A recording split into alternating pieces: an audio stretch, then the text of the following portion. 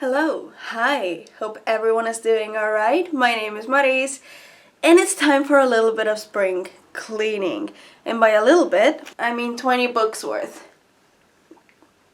In the stack of books that I have just shown you, there are two categories. One is the books that I have read that I'm going to get rid of, and then there are the books that I've either not read or DNF'd that I'm getting rid of. Either way, these books are getting skedaddled out of my house. I'm gonna start with the books that I have read first, give you some thoughts and opinions, because not all of these are books that I have disliked or hated, but some of them are. So I'll just kind of talk you through some of my thoughts on them, although I won't remember a lot of them because I read them 2 years ago and my memory ain't that long. So, first up, She Who Became the Sun by Shelley Parker Chan. This book is basically about this girl who is told that she will be nothing when she grows up while her brother is destined for greatness. The brother ends up dying, she assumes his identity and goes to live as a monk, which kind of kicks off the entire story. That sounded bloody brilliant. It sounded so good, but it was not a book for me. I just, at some point, stopped caring about the characters. It took me so long to get into the story and find things interesting, and then after a little while of it being interesting, it just stopped being interesting again. So I gave it a 3.5, but I think it's somewhere between 3 and 3.5 stars. I thought it was good, but it's not my cup of tea. But I want somebody to take this book, enjoy it, devour it, and find it their cup of tea with a dessert on the side, because that would be amazing. I want that for someone. I might read the sequel, but I just did not vibe too well with this. Next up, we have got The Henna Wars by Adiba Jagadar. This book was fun. This book was fluffy and light and just very fun, but it also spoke about very important topics. It was about culture and identity and the appropriation of culture, and I found that really interesting to read about. My main letdown with this book, I gave it 4 stars by the way, it wasn't a bad book. My main letdown was that there's a very big focus on the relationship between the main character and this rival of hers who's kind of appropriating her culture by doing henna, but I did not see why they liked each other. There was nothing for me to grasp their relationship and their chemistry, because for me personally, there wasn't romantic chemistry. I can see them becoming friends. I can understand why they will become friends. I did not understand the romance and the kind of relationship between the two. That's just me. There are a lot of people who have loved it and enjoy the relationship in this, but it just wasn't something that I felt too strongly about. Then we have got The Chain by Adrian McKinty. This is the first ever thriller book that I've purchased myself. And let me tell you, the disappointment is up here. I went into this with no real expectations. I genuinely just thought that hey, that sounds like fun. It's about this woman whose daughter gets kidnapped, and in order to get her daughter back, she needs to kidnap someone else's child, pay some ridiculous ransoms, and wait for those people who she kidnapped from to kidnap another child to get her child back. So that forms a chain. It was such an interesting concept. I wasn't the biggest fan of the writing style. I think there was an unnecessary romance that just overtook a lot of it. It ended up in the most quintessential Hollywood action movie shootout scene that you can imagine. You imagining the most actiony action movie out there? Yeah, that's how it ended. And was not a fan. I was not a fan. I don't remember whether I've ended up on a 1 or 2 star in the end on Goodreads, because I've switched between them so many times. But my dislike and my negativity does kind of linger towards the 1 star a bit more. So I think this was 1 star, and I personally am not gonna touch this again. So Bye. Not gonna lie, the next couple of books that I have on this stack are gonna have people rioting. Like, these books are loved like so much that if people see me getting rid of them, they will lose their heads. So you have been warned. First of all, we got Cersei. I gave this book 3 stars, but I was bored out of my mind. I think the first third of it was fine, it was fun, and it was interesting, but after that it was just a woman being sulky and hating men and walking around an island with, was it a pig? I don't remember, it might have been a pig. And she just keeps walking around the island. I am so sorry, I was bored. The audiobook narration, let me tell you, that was amazing. But honestly, if I didn't have the audiobook narration, I was dragging my way through it. It was so slow, nothing was happening, and I don't see myself ever reading this book again. I'm actually scared to talk about this next one, but there's so much negativity from me towards this book that I have to, and I don't want to spew this negativity, but I'm gonna. And that book is Cinderella is Dead by Kailyn Barron. This book has very simple writing. I don't mind simple writing. I'm more of a whimsical and over-the-top kind of writing person, but I don't mind simple if it's done well, and this wasn't done well. I didn't like any of the characters. I think that it wasn't fleshed out enough. You could have added another 100 pages to add extra scenes that would allow the characters and the scenes to be fleshed out, but this was not fleshed out. So one of the things that I enjoy in fantasy books is when characters are traveling from one place to another, because you get to learn about their relationships and you can understand how and why they're bonding and why they're falling in love or becoming friends or whatever of the sort. This book literally cut out multiple days worth of travel, or at least multiple hours. I'm pretty sure it was multiple days worth of travel, and condensed them leaving and arriving within 2 pages. So you learned nothing of the characters. Suddenly they were in love with each other. She was still pining over another girl who was just as bland as cardboard. And also how none of the men in this book were good people. This is not me saying that oh, not all men. This is not what I'm getting at, but I cannot support something that says all men are trash. That's not true. I would have even loved to see some more dynamic evil men, the kind who you think are the loveliest people on the planet, and then you go behind closed doors and suddenly they are the worst people you have ever come across in your life. But you didn't get that. You didn't get that nuance. Everyone was just horrible and abusive and violent and just so derogatory towards all women, and I could not deal with it. The only character that was male that wasn't horrible was the gay character who appeared at the beginning of the book, was not present until the last 50 pages maybe, and he was not involved in the story at all. This was a 5-star prediction. I was having such high hopes. This was one of the most anticipated releases of that year for me. I went out and bought it the moment it came out. I wanted to love this so much, and it was kinda trash. I'm just gonna keep going with another probably controversial opinion. Children of Blood and Bone by Tomi Adeyemi. Another 5-star prediction that I ended up giving 2 stars to. This book wasn't necessarily bad. I liked the writing, but there wasn't much that I really fell in love with. I think the only character that I liked was this princess who left her family to do what she believed was right. She was the sunshine in the entire book, and I don't understand the romance. I don't understand the enemies to lovers part, because why was that in there? It's not necessary. It wasn't done well. Stop putting romance into books when it doesn't need to be there.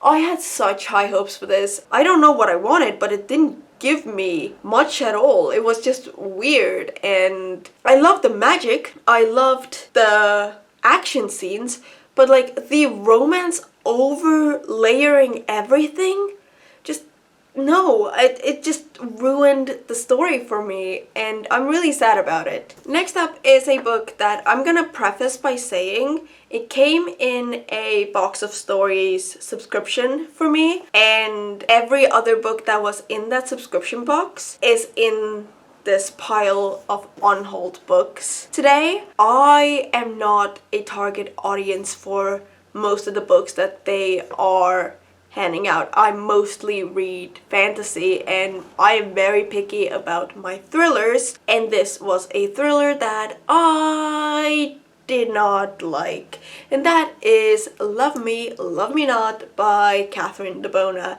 This book started off pretty strong. It was interesting. It had elements of like rivalry and jealousy and revenge. I was having a good time with it. The more time I spent inside this main character's head, the more I wanted to chuck this book across the room. It was not good. Her character was just dark. There are multiple like trigger warnings for this book, including suicidal ideation and attempted suicide and cheating and the loss of a child, or was it end of a pregnancy? Like the pregnancy didn't come to term, I don't believe. There was a lot of like triggering things. I can read about them. I don't necessarily mind these topics, but I know that there will be people who will, so I will just lay them out here. But oh my goodness, it was not handled well. Let's just say that. I don't think it was done well. The characters were all twisted and messed up in the head, and it wasn't even written in a good way for me to enjoy it. Honestly, now that I'm just talking through my thoughts, I think this is more of a 1-star than a 2-star like I originally gave it, because I hated the ending and it took me like 3 weeks to read it, and it's not even 300 bloody pages long. Now we're moving on to the books that I don't necessarily see myself rereading, but I think that they were good books and there will be people out there who will actually really enjoy them as well. First of all, I have got Norse Mythology by Neil Gaiman. I have really wanted to read a Norse mythology book for ages, and this is kind of like an introduction to Norse mythology. It's very condensed, it's very simplified to make it easy to digest, and I liked it. I gave it 3.5 stars. I did feel like I was wanting something more from it, but I didn't dislike it. I was just like a little underwhelmed by the events that took place, and I would have liked them to be more grandly written. A lot of it was just like, this happened, and then they were done with this. It was just a little bit too empty. It was good, but it wasn't anything too special, so I'm not too sad to part with this. The next book that I'm gonna talk about is Cinder by Marissa Meyer, which was the first book in the Lunar Chronicles series. I have not read the rest, but I read this last year, and I feel like if I'd read this book when it was like at the peak of its hype, I would have liked this more. But now that the hype had died down, basically, I just felt like the writing style wasn't all that great like everyone made it sound like. I feel like the characters could have been fleshed out more. I did like a lot of what happened, but I do feel like it just wasn't as exciting as everyone always made it sound to be. But maybe I just need to get into the later books in the series to kind of grow into the characters more and into the world. But for now, I'm just gonna wave goodbye to this one. So bye-bye! Another book that I had an amazing time reading. It was so much fun. It was hilarious. I was laughing out loud so often. That book is My Lady Jane, the not entirely true story. It was so fun. It was so ridiculous and just out of this world that I loved it. It's kind of an alternate history, but instead of like religious battles and wars, it's about these people who are able to shapeshift into animals and those who are not, and the fight between them. So essentially, instead of having the religion specifically stated, it's basically about whether or not people are accepting of shapeshifting and the role of that in England at the time. I highly recommend this book, but I don't see myself rereading this until maybe I ever happen to read the next books in the series. But the next books are, from what I understand, like independent. I think the characters are all famous Janes from history or like literature, and it's a really cool concept. It's great. I love this one. I gave it like 4 stars, 4.5 stars. Genuinely recommend. Then I'm getting rid of Clap When You Land by Elizabeth Acevedo. It's written in verse and it's basically covering the story of these 2 girls, 2 sisters who don't know of each other's existence, but they have the same dad who ends up dying in a plane crash. It's about culture and identity and them coming together and meeting, and it's about grief. There's also topics of sexual harassment and sexual assault. It definitely goes into creeps being proper creeps for the lightest version of the story, and I highly recommend reading this. But books in verse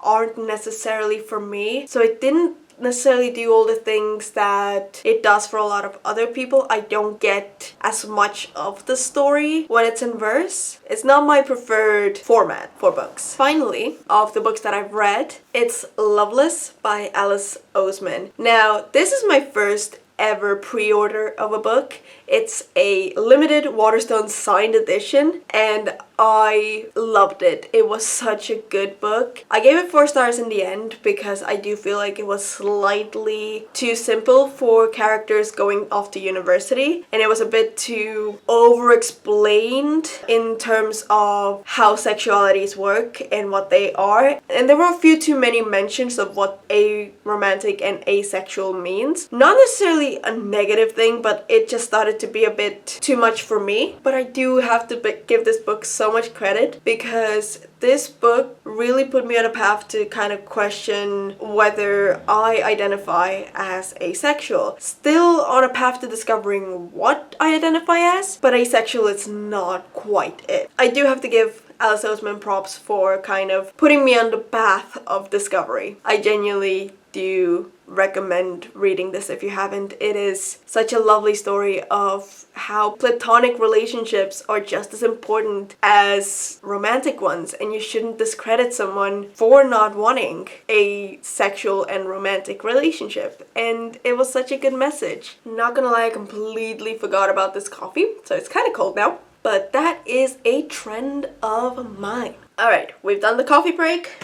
Let's talk about the books that I have either not read or DNF'd completely. I'm gonna go through the DNFs first. So, first of all, this is a controversial opinion, I feel like, but I just cannot get into the writing of David Yoon. I tried this 3 times. I've tried the Super Fake Love Song or something like that. I don't remember what the other title was. I tried that as well, and I just cannot get into the writing style. I don't personally like it. I think I got like 30-ish pages into this and I just cannot. I've tried 3 times and I just cannot get past that point.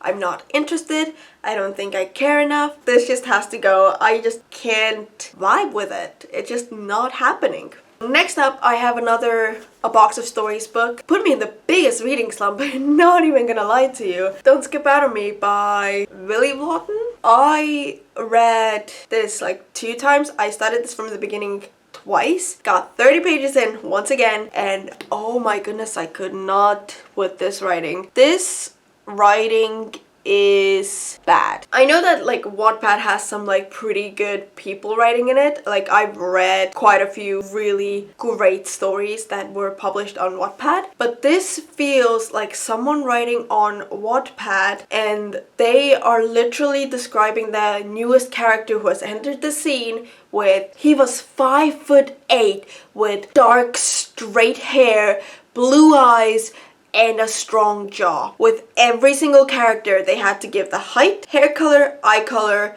and maybe potentially one defining feature that's not exactly a defining feature. So I just was rolling my eyes. I was struggling.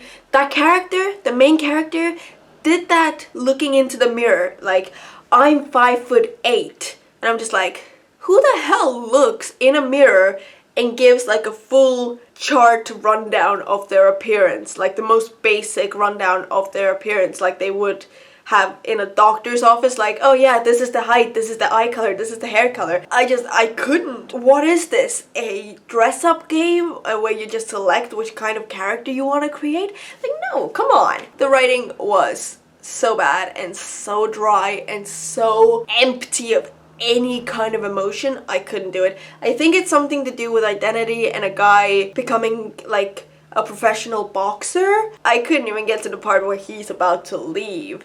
So, goodbye book. Next up was not like a hard DNF that I'll never pick it up again, but I don't see myself picking this up anytime soon, and that is The Invisible Library by Genevieve Kaufman. This is basically about this secret organization that does things. I don't even remember. I got like a third of the way through, I want to say, but like I was bored and I wasn't really vibing with the relationship between the two main characters. They made me uncomfortable. Like, I don't know what it was, but something about them communicating made me uncomfortable, and I'm just like, nope, no, I don't want to deal with this. I don't want to be involved. I don't want to experience whatever it is that's going down. Once again, this wasn't like the hardest DNF of mine, but like I also don't see myself reading this anytime soon, if ever. And the final book from my DNF stack is You're Welcome Universe by Whitney Gardner. This basically follows this girl who loves doing graffiti art, and she's mute, and she gets kicked out of her school because of the fact that she covered up the slur that was written about her best friend. I dislike this main character so much. She was just so stuck up and full of herself. I didn't like it. I get it, your best friend kind of betrays you. Like, I get it, that really will hurt. But damn, this girl took everything so personally and so far. And I think there was even something that I read in the spoilers that made me be like, no, I just do not want to read about a character that I already dislike doing something like that. I just do not want to be involved with that story. Okay, this is gonna be the shortest section. This is 4 books that I haven't even read, but I don't see myself reading at all. So I'm gonna start by talking about the last 2 books that were in a Box of Stories subscription box, and those are It Should Have Been Me and The Wisdom of Bones. This one sounded the most interesting to me, but this is like the lowest rated book on my Goodreads, and I'm kind of scared now. So these are gonna go. Then I have Leah and the Offbeat by Becky Albertalli. This is kind of like a companion novel to Simon vs. the Homo Sapiens Agenda. I really like that one. I had a great time with it, but I don't have interest in reading Leah and the Offbeat. It's been sitting on my shelves for like 3, maybe 4 years now. It's just gotta go. And that's also a similar story to why I'm getting rid of The Gentleman's Guide to Vice and Virtue. I bought it because it was really hyped up at the time, and it was sounding really fun and adventurous, and yay, gay piratey story. Like, that sounded fun. But like, it's been on my shelves for so many years now without me having picked it up, so I'm just kind of not vibing with it anymore, and I just am getting rid of it because I don't think I will ever read it. That's the last book on my stack. Boom, spring clean. These books have gotta go. That was it from me today. I hope you guys have a lovely day. I'm off. I need to figure out an outro. Bye!